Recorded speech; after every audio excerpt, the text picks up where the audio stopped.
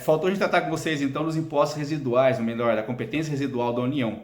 Essa competência residual da União, ela está prevista no artigo 154, inciso 1 da Constituição Federal. E ela dá a base para que a União possa criar alguns impostos, mas na sua competência residual. Ou seja, foi criado na Constituição Federal uma competência privativa para a União de certos impostos, a exemplo do imposto de renda, o IPI, o IOF, imposto de importação e exportação, grandes fortunas, só relembrando que é um imposto que ainda não foi criado, mas ele tem previsão constitucional para sua criação, tá bom? Agora, pensou-se lá atrás também que a União poderia ter a necessidade de arrecadar mais valores também por alguma necessidade emergencial ou até mesmo alguma atividade que venha ser necessário futuramente. Em 88, então, quando foi idealizada a Constituição de 88, pensou-se alguns tributos e deixou essa brecha para que a União, havendo a necessidade, criasse então alguns impostos residuais.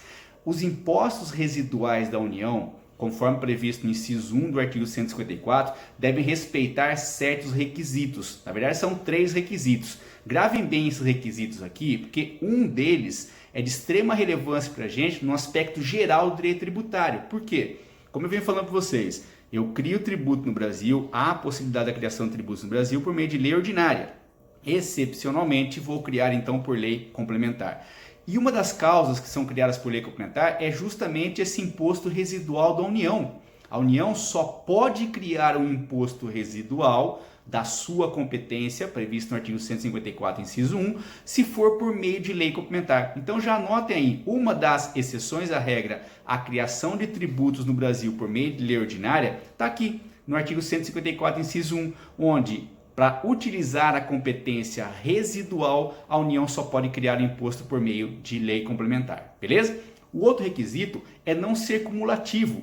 Nós vamos estudar um pouquinho melhor o princípio da não cumulatividade, como se estiver falando com vocês aqui das limitações da competência tributária, mas só para a gente adiantar e não ficar vago aqui esse tema, pelo menos nesse momento, o que significa respeitar a não cumulatividade? Quando a União então for criar esse imposto residual, esse imposto da sua competência residual, além de ter a necessidade de utilizar lei complementar, também vai ter que respeitar o princípio da não cumulatividade. O que significa isso?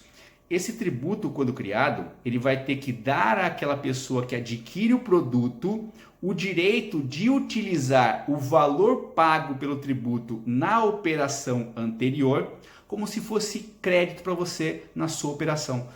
Vamos buscar um tributo que já existe dessa forma, que é o ICMS. O ICMS, então, eu compro, sou fabricante de balinhas, tá? E eu tenho que comprar açúcar, tenho que comprar goma, tenho que comprar papel para fazer minha bala. Todos esses produtos que eu compro vem na nota fiscal de fábrica do comprador, né? Do vendedor, quer dizer, vem na nota fiscal de fábrica, destacar na nota fiscal aquele valor do ICMS. Então já vem em destaque na nota o ICMS quando eu compro o produto. Fabrico minha balinha, uso a goma, uso o açúcar, embalo dentro daquele papelzinho e vou vender. Quando eu for vender, eu tenho que recolher 100 mil reais de ICMS. Porém, com toda a mercadoria que eu comprei, eu consegui ter ali um crédito de ICMS destacado na nota fiscal de 80 mil. Ou seja, eu vou recolher só a diferença. Só a diferença, então, entre aquilo que eu deveria pagar e aquilo que eu adquiri de crédito quando comprei o produto. Isso é o princípio da não cumulatividade. É para evitar o que se chama de direito tributário do efeito cascata, tá bom? O que é o efeito cascata? Quanto maior a cadeia de distribuição daquele produto, se eu evitar então essa não cumulatividade, eu vou evitar então que chegue lá na frente esse produto para o consumidor final com uma carga tributária excessiva.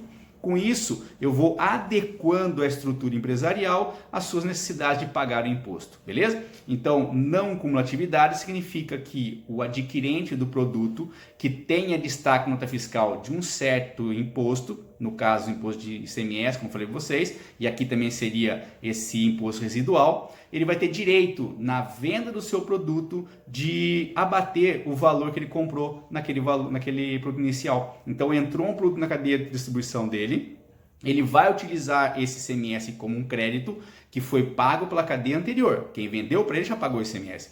Ele vai usar esse valor como crédito para ele. E quando ele for vender o produto dele, tiver que recolher o ICMS, ele recolhe somente a diferença. Então, os impostos residuais da União deverão respeitar esse princípio então da não cumulatividade. E o terceiro requisito é que não poderão ter base de cálculo e fato gerador próprio de outros impostos, beleza? De outros impostos já existentes. Ou seja, eu não posso ter base de cálculo do ICMS, não posso ter fato gerador do imposto de renda, que são já tributos, já são já impostos já criados. Grifem no material de vocês aí, quando fala aqui, base de cálculo e fato gerador dos impostos já criados, e grifem lá os impostos. Por quê? A gente também tem as contribuições residuais. E para as contribuições residuais, já foi levado ao Supremo se eu poderia criar uma contribuição residual que tivesse base de cálculo e fato gerador própria do imposto. E aí a gente vai explicar a vocês um pouquinho melhor lá na frente, quando estiver falando das contribuições especificamente, que eu posso sim fazer isso. O que eu não posso fazer é criar uma contribuição social na competência residual que tenha base de cálculo e fato gerador de uma outra contribuição já criada.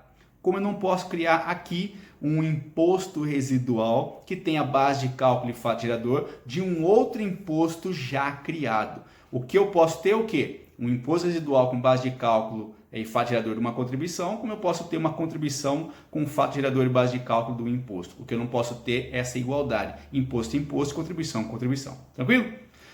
Bom, para a gente finalizar, falta os impostos extraordinários de causa-guerra. Ainda no artigo 154, o inciso 2, traz para a gente a possibilidade que a União, no caso de guerra externa, na iminência de uma guerra externa, ou já no caso de uma guerra externa, ele pode criar então esse imposto extraordinário de causa-guerra.